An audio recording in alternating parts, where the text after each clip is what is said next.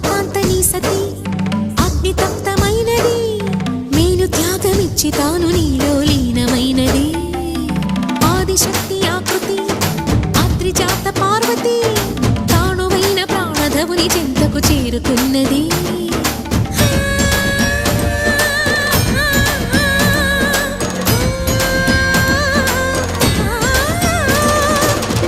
భువికి తరలించేలా ధరణి దివిని తలపించేలా